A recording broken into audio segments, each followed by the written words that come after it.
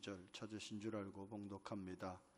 베드로는 아랫뜰에 있더니 대제사장의 여종 하나가 와서 베드로가 불 쬐고 있는 것을 보고 주목하여 이르되 너도 나사렛 예수와 함께 있었도다 하거늘 베드로가 부인하여 이르되 나는 내가 말하는 것이 무엇인지 알지도 못하고 깨닫지도 못하겠노라 하며 앞뜰로 나갈새 여종이 그를 보고 곁에 있는 자들에게 다시 이르되 이 사람은 그 도당이라 하되 또 부인하더라. 저금여 곁에 서 있는 사람들이 다시 베드로에게 말하되 너도 갈릴리 사람이니 참으로 그 도당이니라. 그러나 베드로가 저주하며 맹세하되 나는 너희가 말하는 이 사람을 알지 못하노라 하니 닭이 곧 두 번째 울더라. 이에 베드로가 예수께서 자기에게 하신 말씀 곧 닭이 두 번 울기 전에 내가 세 번 나를 부인하리라 하심이 기억되어 그 일을 생각하고 울었더라. 아멘. 예전에 제가 다니던 교회에서 보면 어떤 청년은 대학에 진학하지 못하여 창피해서 교회 출석을 못하고 또 어떤 청년은 소위 삼류대학에서 대학에 나왔다고 늘 열등감에 젖어 사는 것을 보았습니다.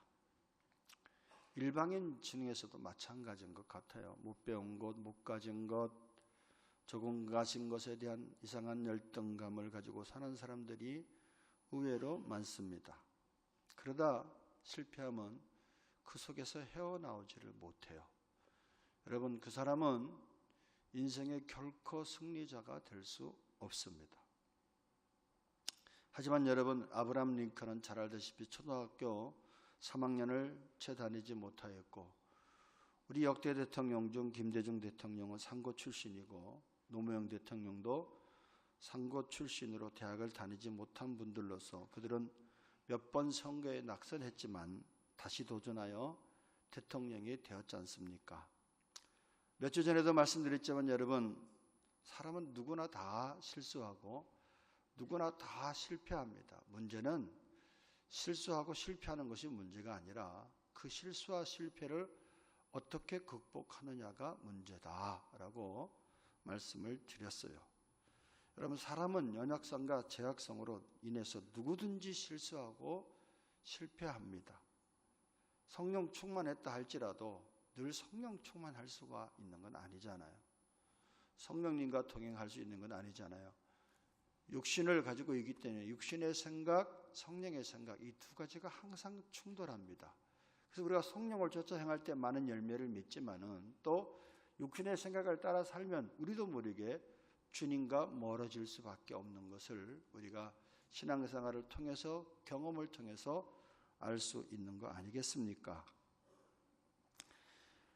그래서 혹자는 자신의 실패를 통해 인생을 실패하는 자가 있는가 하면 실패를 성공의 디딤돌로 삼는 자가 있습니다. 성경에 나타나는 믿음의 선배들은 도대체 그러면 그 사람들은 실수하지 않는 사람이었고 실패하지 않는 사람들이었느냐라고 생각할 때 그것이 아니었다. 그들도 똑같이 실패를 경험한 사람이었는데 실패를 잘 성공의 디딤돌로 삼았던 사람들이 성경의 믿음의 선배들이다 라는 사실이지 않습니까? 오늘 본문에 유명한 예수님의 수제자 베드로 또한 그렇습니다. 베드로의 실패는 실패로 끝나지 않았습니다. 그렇다면 저와 여러분의 실패도 실패로 끝나서는 안 된다는 말씀입니다. 본문의 베드로는 예수님을 부인하고 세 번째 저주까지 했어요. 인생의 실패자가 되었지만 다시 회개하고 일어나서 위대한 사도가 되었습니다.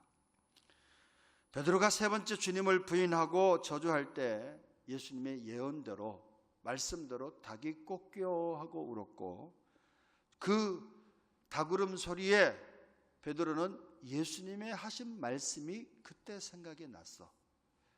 마가복음인 기록이 되어 있지 않지만 그때 예수님의 말씀이 생각나서 예수님이 계신 곳을 쳐다보는 가운데 예수님의 눈과 마주쳤습니다. 예수님의 말씀이 생각나서 베드로는 견딜 수가 없어서 바깥으로 나가서 울었습니다. 누가복음에서는 통곡했다고 기록하고 있습니다. 하지만 베드로의 삶이 여기서 끝난 것이 아니라 사도행전에 보면 그가 성령을 받고 난 다음에 예루살렘에 모인 순례자들에게 예수 그리스도를 담대히 증거함으로 하루에 3,000명, 5,000명을 주님 앞으로 인도하는 사도가 되었고 초대교회 수장이 되었습니다. 전설에 의하면 베드로는 십자가를 거꾸로 지면서 순교하는 그러한 삶을 승리로 마감하는 삶을 살았던 사람이 바로 베드로였다라는 말씀입니다. 다시 말해서 베드로는 죄로 인해서 큰 실패를 맛보았지만 그 베드로의 인생이 실패로 끝난 것이 아니라 그로 인하여 회개하고 낮아진 후에는 다시 재기하여서 위대한 사람이 되었다라는 말씀입니다. 성경의 특징 중 하나가 뭔지 아십니까? 하나님의 사람들의 실수를 기록했다는 점입니다. 여러분 위인전 보면 실수한 게 나는 게 아니라 다 잘된 거 막 전설처럼 막 신화처럼 그 사람을 막 띄우잖아요. 성경은 정확하게 기록합니다. 우리가 잘 아는 노아는 당대의 의인이 완전한 자라고 했어요. 당대의 의인이며 완전한 사람이 홍수 후에 포도 농사를 지어서 포도주를 마시고 그만 너무 많이 마시다 보니까 취하해서 벌거벗어서 하체를 들여놓고 잠이 들었고 그것을 본 아들 함이 아버지의 허물을 퍼뜨림으로 그 자식이 노아의 저주를 받아서 가정의 불상사를 일으킨 장본인이 되었습니다. 아브라함은 믿음의 조상 아브라함은 또 어떻습니까? 자기 아내를 누이라고 속였습니다. 자기 목숨을 부지하기 위해서. 아브라함의 부인 사라가 경곡지식이었나 봐요. 그래서 이집트로 가든 애굽으로 가다 보면은 남의 아내를 뺏으면 안 되니까 이 사람을 죽여야지 남의 아내를 뺏을 수 있으니까 자기가 죽을까 봐 너는 내 아내라 하지 말고 나의 누이라 해라. 이런 비겁한 사람이 누구였느냐? 아브라함이었다는 얘기죠. 이삭 또한 부전자전이란 말처럼 자기 아내 리브가를 또 역시 누이라고 거짓말하는 죄를 범하였고, 여러분 야곱은 얼마나 간사합니까? 얼마나 사기꾼적인 기질이 있습니까? 형도 속이고 아버지를 속였어. 여러분 모세는 신구약을 합해서 정말 위대한 인물이 누구냐라고 했을 때 많은 사람들이 모세를 꼽습니다. 모세는 그렇게 온유한 사람이었지만 혈기를 이기지 못하여 결국에는 실수하게 되었고 가나안에 들어가지 못하였습니다. 여러분 천하장사 그러면 여러분 우리는 삼손을 떠올리는데, 삼손은 나실린으로 천하장사했지만 소래골짜기에 데릴라라는 기생에게 빠져서 믿음을 다 잃어버리고 두 눈도 뽑힌 채 또 원수들에게 잡혀서 조롱감이 되었지 않습니까? 위대한 성군이라는 다윗은 위대한 성군이었지만 남의 아내를 간음하고 그것이 발각날까 두려워 그녀의 남편 맞아 전쟁터에서 죽이는 간음자요 살인자가 되어버렸고, 위대한 지혜의 왕이라는 그런 솔로몬 또한 현명한 왕이었지만 여인들에게 둘러싸여 결국 우상 숭배하는 죄를 범하였습니다. 그렇지만 그들의 실패가 그들의 마지막이 아니었다라는 것이 우리들에게는 굉장히 중요합니다. 실패를 통해서 자기 자신을 내려놓게 되었고, 실패를 통해서 위대한 하나님을 바라보게 되었고, 그야말로 하나님의 은혜로 다시 재기하고 승리한 사람들이 바로 성경에 나타나는 믿음의 선배들이었다라는 얘기입니다. 여러분 우리가 자전거를 배울 때 여러분 기억나시잖아요. 자전거를 처음 타면은 많이 다칩니다. 많이 넘어져서 무릎이 깨지거나 또 옷이 찢어지거나 그렇게 하지만 또 일어나서 타다 보면은 어느새 자전거를 타고 달리는 자신을 바라보고 놀라게 됩니다.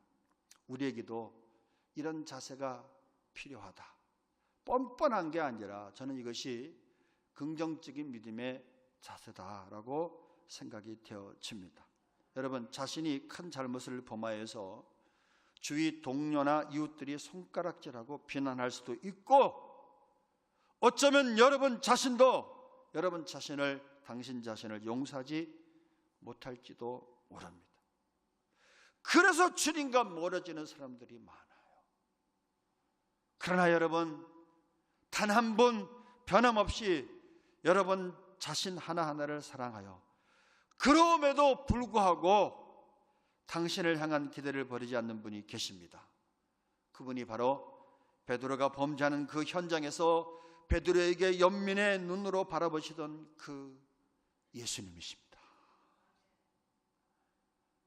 여러분, 갓난아이 때를 지나서 조금 이제 걸을 때가 되면 어린 자녀들이 처음 숟가락질을 배우고 젓가락질을 할 때 제대로 합니까?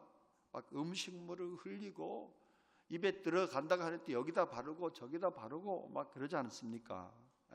그때 자녀들을 혼내는 부모가 거의 없잖아요. 참으면서 도와줍니다. 손을 붙잡고 먹여주기도 하고 자기 혼자 때는 하도록 내버려 두기도 합니다. 그러다 보면 자꾸 실수를 통해서 조금 지나다 보면은 자기 혼자 밥을 잘 먹을 수 있게 되지 않습니까? 우리 자녀들이 수없는 실패 끝에 성장하듯이 우리 하나님께서도 우리들의 실수와 실패를 통해서 우리가 영적으로 성장해 나가시도록 오래 참으시고 기다리시는 좋으신 분이십니다. 여러분, 우리가 하나님의 선택을 받아서 은혜로 하나님의 자녀가 되었지만 옛 습관, 옛 성품 그대로 다 남아있어. 그러다 보면 예수를 믿는다고 하면서도 인간 냄새가 풀풀 나고, 그러다 보면 서로 상처를 주기도 하고 상처를 받기도 합니다. 눈에 목깍지가 씌워가지고 결혼을 했지만은 그 배터리가 3년 이상 가는 사람이 없다 그래요. 사랑의 배터리가. 호르몬이 그렇게 돼 있대, 우리 호르몬이. 그때부터 보입니다. 실수가 실수로 보입니다. 사랑이 충만할 때는 실수가 실수로 보이지 않았어. 그것이 내가 감당해야 될 몫으로 보였는데 그 사랑의 배터리가 점점 식어지면 내가 감당할 몫이 아니라 어떻게 되는 거죠? 실수로 보이고 약점으로 보이는 거예요. 그러다 보니까 문제가 생기게 되고 갈등이 생기게 되고 부딪힘이 올 수밖에 없습니다. 여러분, 부부 사이도 그래. 하물며 여러분 이웃 사이가 어떻겠습니까? 또 여러분, 우리들 자신을 생각해 볼 때 내 자신도 나를 용납하지 못할 때가 솔직히 있잖아요. 내가 어떻게 이런 실수를 하게 됐는가? 여러분, 거짓말, 음란, 사기, 분노 이러한 죄 때문에 고민할 때가 있어요. 그럼에도 불구하고 예수님은 여러분, 저와 여러분을 사랑하십니다. 컴퓨터를 다룰 때 컴퓨터에 수많은 스팸메일이 쏟아지고 음란성 광고까지 들어옵니다.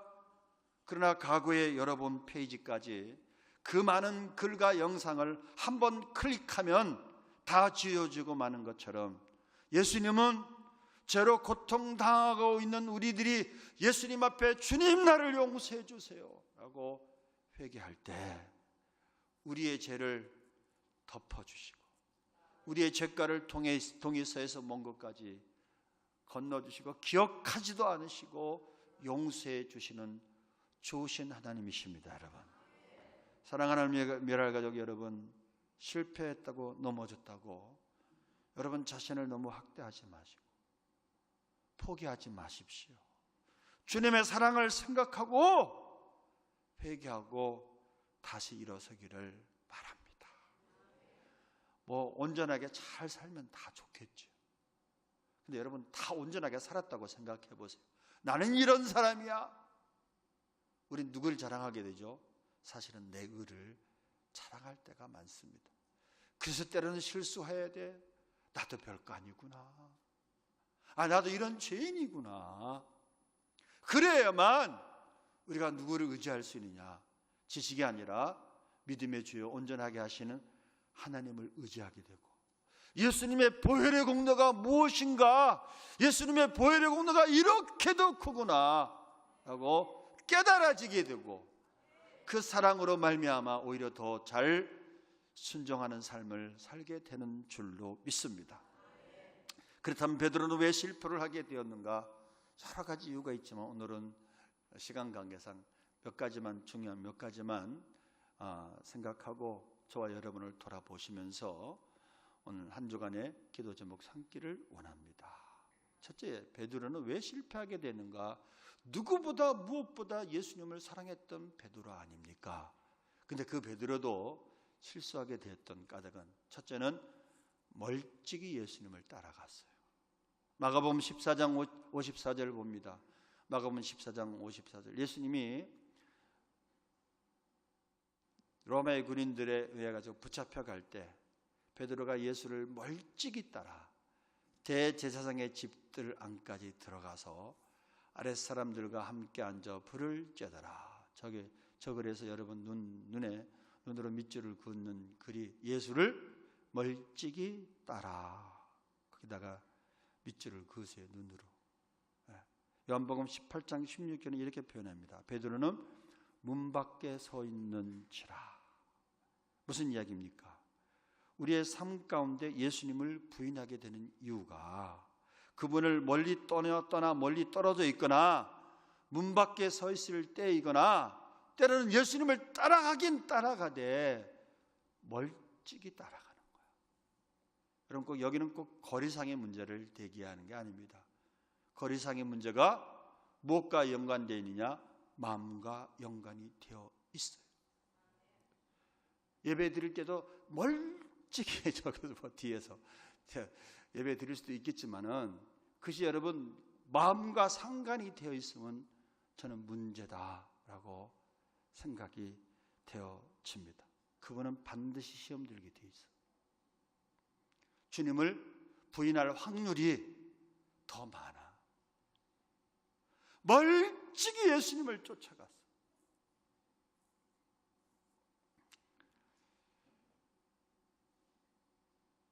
여러분,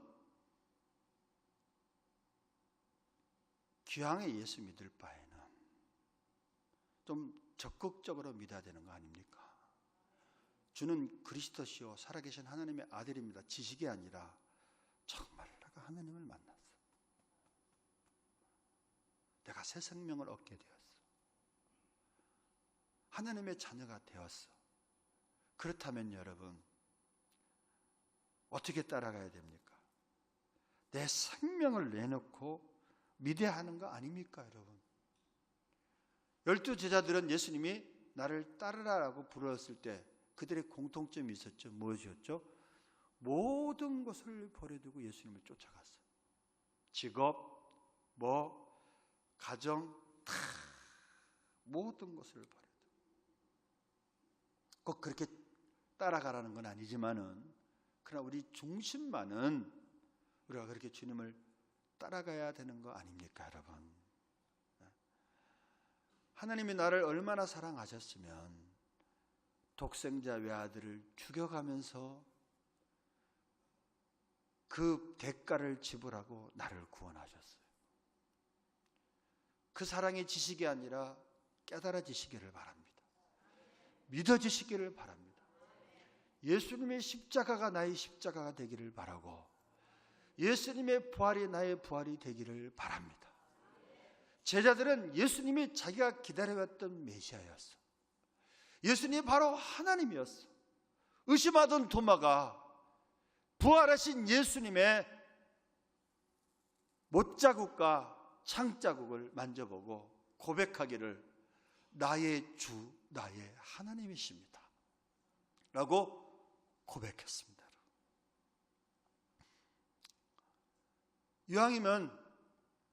이왕이면 정말 하나님 만나신 분들을 제가 말씀드리는 거예요. 하나님의 자녀가 된 예수 믿는 그리스도인들은 예수님을 멀리서 따라가지 마시고 가까이서 주님을 따라가시기를 주님의 이름으로 축원합니다.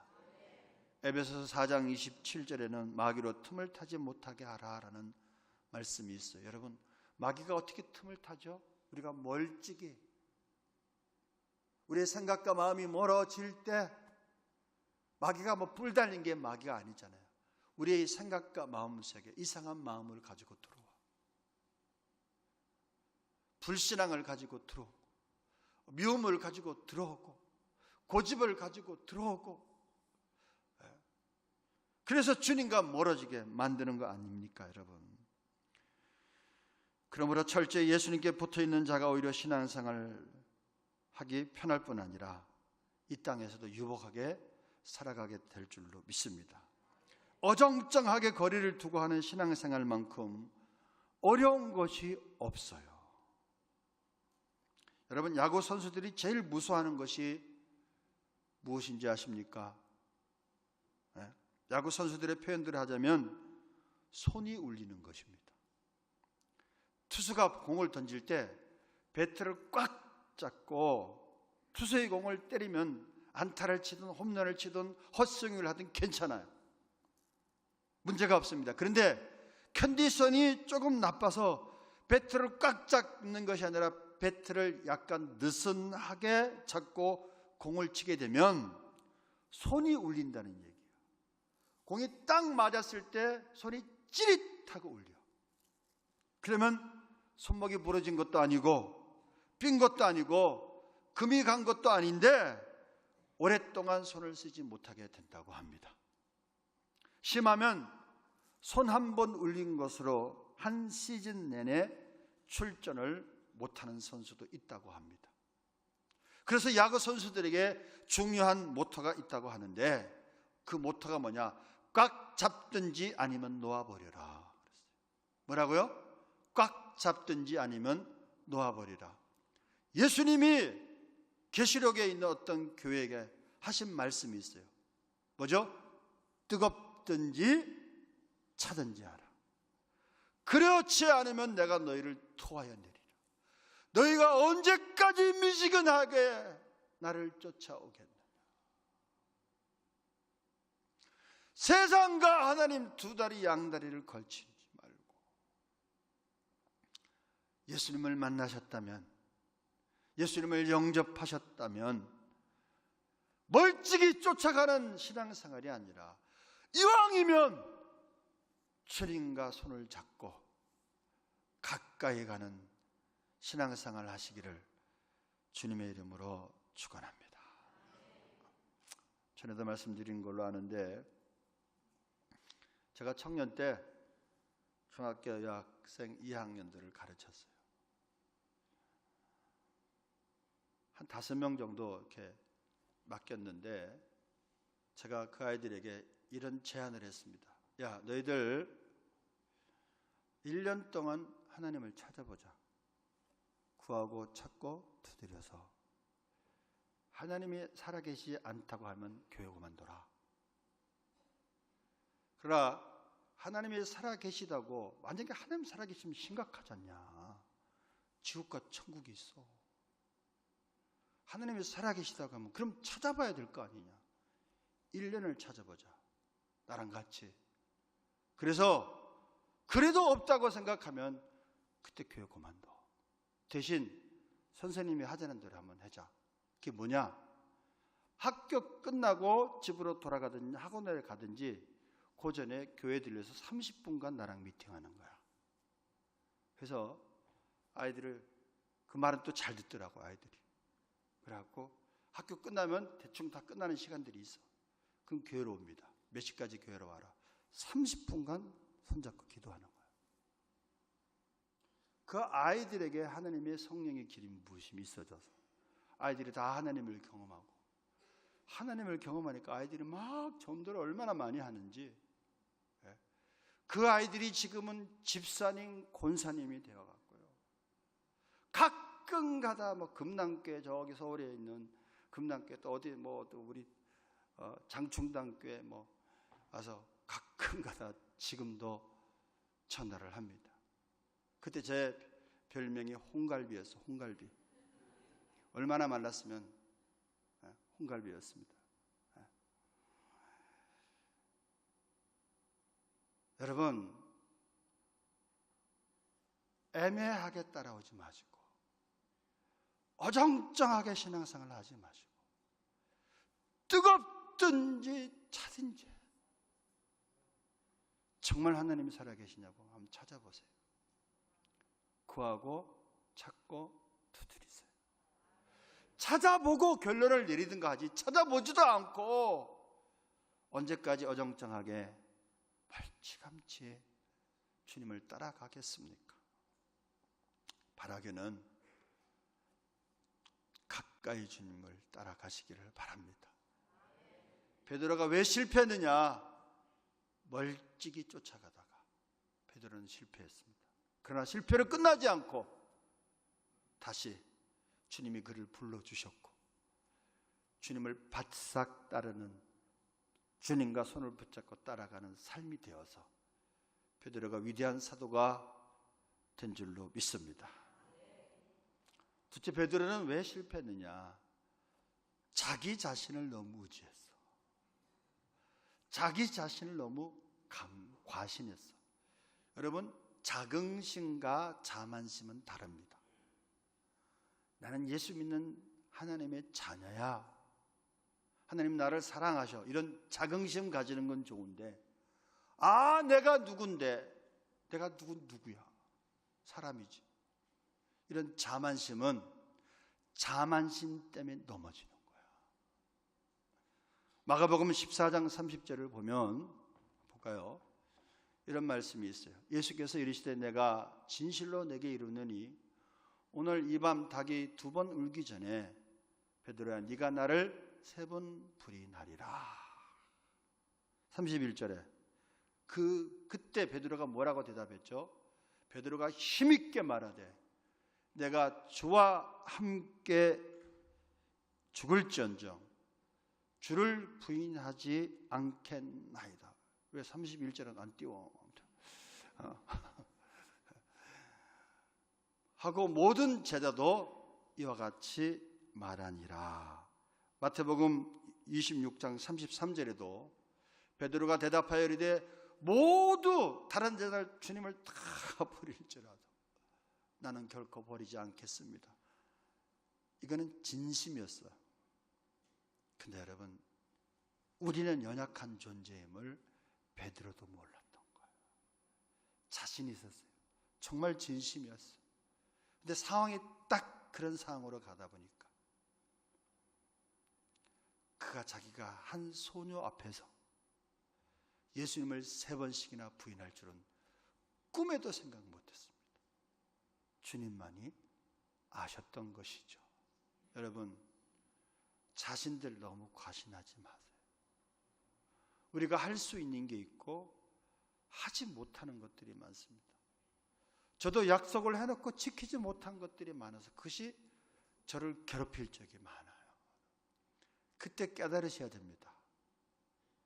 주님이 나를 붙잡지 않으면, 주님이 나를 붙잡지 않으면 나는 이렇게 무너질 수밖에 없는 연약한 존재요.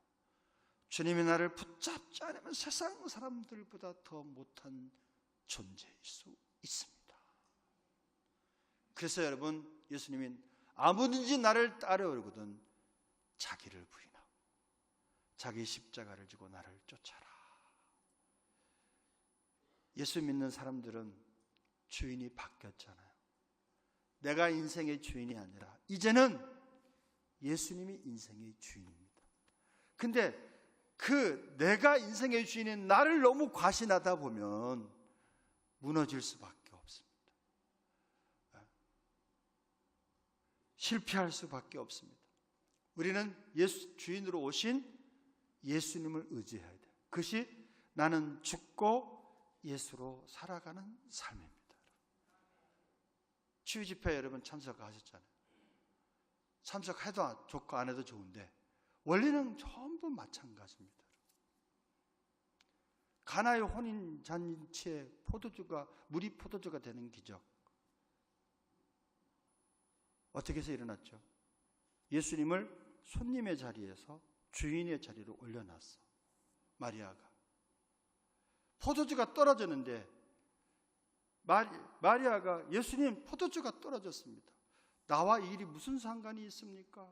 내 때가 아직 이르지 않았지 않습니까? 나는 이 혼인잔치의 손님이지 내가 주인이 아니지 않습니까? 주인이면 내가 책임을 져야 되겠지만 나는 손님이기 때문에 이 일이 나와 상관이 없습니다. 여러분, 어떤 문제가 왔을 때 내가 주인이 되면 주님이 상관이 없어. 주님이 일을 하고 싶어도 일을 할 수가 없어. 어떻게 해야 되죠? 마리아가 이 소리를 깨닫고 예수님을 손님의 자리가 아니라 주인의 자리로 올려놨잖아요. 하인들을 불러서 예수님이 이제부터 너희 주인이니까 무슨 말씀을 하든지 그대로 하라, 그렇게 말씀했잖아요. 이제 예수님이 그 혼인잔치의 주인이 되니까 예수님이 일을 할 수밖에 없어. 이제는 돌량아리 이어서 물을 아기까지 채워라. 이 예수님이 일을 하시기 시작했어요. 이제는 떠서 연회장에 갖다 주어라. 하인된 사람들은 예수님 말씀에 순종했을 때 가는 도중에 물이 변해서 포도주가 되었습니다. 여러분, 성령께서 우리 안에 와 계십니다. 거룩한 자가 된 줄로 믿습니다. 그분이 예배를 통해서, 찬송을 통해서, 환경을 통해서, 때로는 자녀를 통해서, 때로는 다른 사람들을 통해서 우리에게 말씀하세요. 근데 우리는 그 감동을 얼마나 소멸시키는지 몰라. 병 고칠 때 보셨죠? 나를 가만히 내려놓고 맡기세요. 내 생각과 내 의지, 내 몸도 가만히 성령께서 하는 대로, 치료하시는 대로 가만히 맡기면 하나님이 하시는 거예요. 원리는 같습니다. 그것을 우리는 무엇으로 올려드려야 되느냐? 우리는 나의 문제를, 이젠 주님의 문제니까 그걸 기도로 올려드리는 거야. 기도로 예수님이 이 문제를 이제 주인 되신 예수님이 해결하세요라고 우리는 무엇으로 맡겨드리냐? 기도로 맡겨드리는 줄로 믿습니다. 아멘. 이것이 나는 죽고 예수로 살아가는 구체적인 삶이다라고 생각이 되어집니다. 그래서 베드로가 어디서 실패했느냐? 또 하나는 겟세마네 동산에서 실패했습니다. 예수님께서 너희가 나와 함께 한 시간도 이렇게 깨어 기도할 수 없더냐? 시험에 들지 않기 위해서 깨어서 기도하라. 마음은 온유하되 육신이 약하도다. 기도에 실패하니까 결국에는 예수님을 삶에서 부인하게 됐어. 기도의 실패가 곧 삶의 실패로 이어지게 되었다는 말씀입니다. 사랑하는 미랄 가족 여러분, 우리가 사는 이 세상적인 삶은 영적인 전쟁터입니다. 내가 주인 되어서 살아가는 삶이 아니라 예수님이 주인 되어서 그분이 감동하시는 대로, 지혜 주시는 대로 우리가 순종해 나갈 때 하나님께서 저와 여러분을 통해서 복음의 증인되게 하시고 열매 맺게 하시는 줄로 믿습니다. 기도를 한다는 것은 나를 의지하는 것에서 주님을 의지합니다라는 행위가 바로 기도인 줄로 믿습니다. 그러기에 예수님은 이 땅에서 3년 동안 공생애를 하시면서 가장 많이 강조하신 것이 기도에 관해서 강조하신 것입니다. 마지막으로 이제 실패한 베드로가 회복되는 과정이 어떻게 해서 회복이 되었느냐? 두 가지입니다. 말씀 붙잡고 회개했습니다. 베드로는 말씀을 생각하고 변화의 자리로 갔습니다. 본문에서 베드로는 닭 울음소리를 듣고 주님 말씀이 생각났어요. 밖에 나가서 통곡했습니다. 여러분, 하나님의 말씀이 우리 안에 들어오면 우리는 새로워질 수가 있습니다. 히브리서 4장 12절 말씀 보겠습니다. 히브리서 4장 12절 합독합니다. 시작. 하나님의 말씀은 살아있고 활력이 있어 좌우의 날선 어떤 검보다도 예리하여 혼과 영과 및 관절과 골수를 찔러 쪼개기까지 하며 또 마음의 생각과 뜻을 판단하나니. 아멘. 하나님의 말씀이 들어올 때 회개가 돼. 하나님의 말씀이 들어올 때 우리 영혼이 소생해. 그래서 좀 성경 공부 좀 하시라는 거야. 그래서 성경 공부를 안 하면은 제가 성경 공부 때 여러분 숙제를 내주잖아요. 성경 몇 장부터 몇 장까지 읽어오세요. 저도 읽어오고 한 분 오늘 이번 주는 몇 장까지 읽어오셨습니까? 체크를 하니까 창피해서라도 억지로 반 장은 읽어오잖아. 반은. 다음번에는 꼭 읽어오세요. 이런단 말이에요. 제가 창피하지만 그래도 또 읽으려고 해. 근데 여러분 반강제가 때로는 필요해요. 성경을 읽다 보면 하나님의 말씀은 능력이 있는 거야. 나도 모르게 하나님의 말씀이 들어오게 되면 그때 회개가 되는 거예요. 그때 새 힘을 얻게 되는 거예요. 네. 여러분 혹시 죄를 범하실지라도 낙심하지 마시고 불안해하지 마시고 하나님의 말씀을 찾으십시오.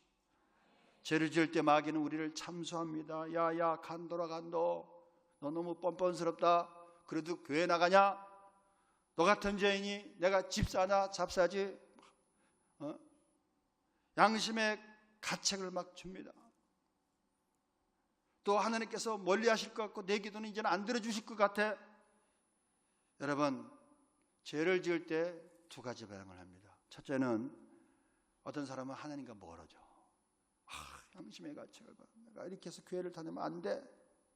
굉장히 양심적인 것 같은데 그게 마귀의 고도 전략이야. 어떤 사람은 회개합니다.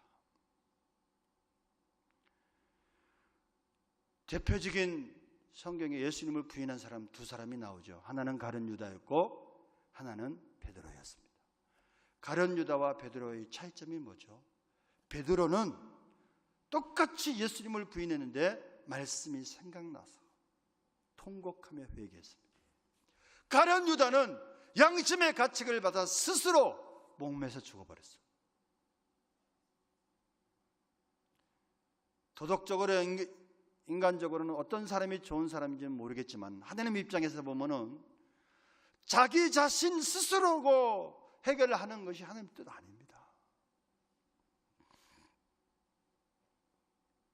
깨달아야 할 것이 있습니다.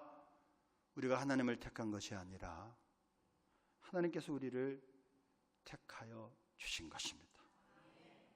그리고 하나님께서 여러분의 기도를 들어주지 않는 것 같은 마음이 들지라도 그것은 여러분의 느낌과 생각일 따름이지 하나님은 언제나 저와 여러분을 기다리고 계시고 변함없이 사랑하고 계십니다. 베드로는 닭울음 소리를 듣고 제정신이 들어왔고 주님 말씀이 생각났습니다. 그 말씀이 생각나서 견딜 수 없어 밖으로 나가 통곡하며 회개하며 변화될 수 있었습니다. 구약에 보면 두 사람이 위대한 사람이 나옵니다. 하나는 모세요. 율법은 모세로부터 말미암아 주어졌고 불의 종 능력의 종 또 하나는 누구죠? 엘리야였습니다. 그 엘리야도 한때 우울증에 걸려 로덴나무 아래에서 죽기를 구했습니다. 하나님 족합니다. 저 좀 그만 좀 데려가 주세요. 저 이제 사역에 지쳤습니다. 주님은 자포자기하고 낙심한 그를 호렙산으로 이끌어서 하나님의 말씀을 들려줄 때 엘리야의 마음이 뜨거워지고 다시 사명을 찾았습니다. 여러분 말씀은 실망한 자에게 용기를 주고 낙심한 자에게 위로와 소망을 주고 병든 자에게 치료를 주시고 어리석고 미련한 자에게 지혜를 주시고 두려워하는 자들에게 강하고 담대한 마음을 주시고 천한 자들을 존귀한 자들로 만들어 주십니다. 성령의 역사가 일어날 때 반드시 말씀을 보게 하세요.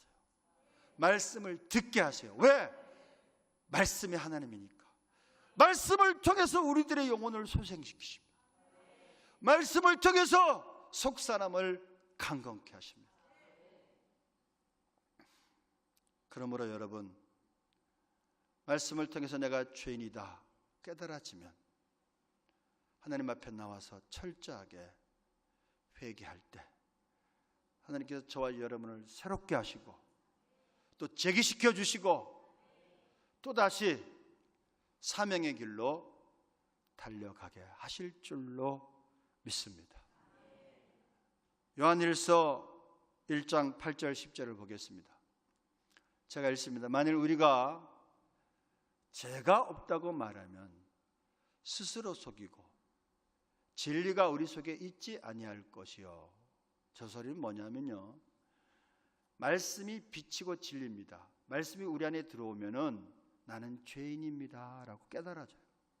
그러니까 나는 죄가 없다 하면은 거짓말하는 거야. 그 안에 예수가 없는 거야. 그 안에 말씀이 없는 거야. 여러분, 우리가 예수님 만날 때 한번 생각해 보세요. 누가 가르쳐 주지 않아도 그 속에 진리가 있고 예수가 있으니까, 말씀이 있으니까, 주님 저는 죄인입니다. 예배 드릴 때 내 의지와 상관없이 회개가 되잖아요. 그때 회개하는 겁니다. 만일 우리가 우리 죄를 자백하면 그는 미쁘시고 의로우사 우리 죄를 사하시며 우리를 모든 불의에서 깨끗하게 하실 것이요.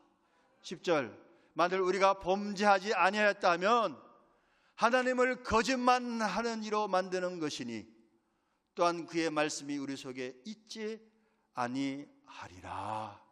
하나님의 말씀이 들어오면 빛이십니다. 어둠 속에 있는 내 죄가 드러나는 거예요. 이게 내 생각이 잘못됐네. 회개하는 겁니다. 여러분은 어떻게 생각하는지 모르지만 제가 이렇게 아침에도 설교 준비를 하고 다시 이렇게 간에 서기 전에 한번 쭉 이렇게 또 이렇게 읽어보잖아요. 근데 무슨 일인지 모르지만 제가 거기 은혜 받아. 어떤 때 말씀을 이렇게 쭉 설교를 놓고 말씀을 이렇게 쭉 묵상하다 보면 그 말씀이 저를 저절로 회개가 됩니다. 회개가 돼. 그리고 새로워져. 새 힘이 솟아오르. 여러분, 저라고 실망하지 않고 자포자기 안 한 줄 아세요? 엘리야도 주여 조카오니 나를 좀 데려가 주세요 하고 우울증에 걸렸다니까. 예. 여러분, 더 이상 우리의 죄를 변명하지 마시고 죄를 전가하지 마세요. 남편 때문에, 부모 때문에, 자식 때문에 얘기하지 마시고 주님, 저 때문입니다. 내가 부족해서 그렇습니다. 그래서 회개하시기 바랍니다. 그럴 때 하나님은 세계를 열어 주실 줄로 믿습니다. 이사야 57장 15절을 읽고 마치겠습니다. 합독합니다. 시작. 지극히 존귀하며 영원히 거하시며 거룩하다 이름하는 이가 이와 같이 말씀하시되 내가 높고 거룩한 곳에 있으며 또한 통회하고 마음이 겸손한 자와 함께 있나니 이는 겸손한 자의 영을 소생시키며 통연한 자의 마음을 소생시키려 함이니라. 사랑하는 미랄가족 여러분, 예수님은 한 사람 한 사람을 사랑하십니다. 여러분의 앞날에 대한 비전을 가지고 계십니다. 말씀을 붙잡고 회개하고 성령의 감동에 순종함으로 그분이 사용하는 복의 통로가 되시기를 주님의 이름으로 축원합니다. 봉헌하기 전에 첫째 줄에서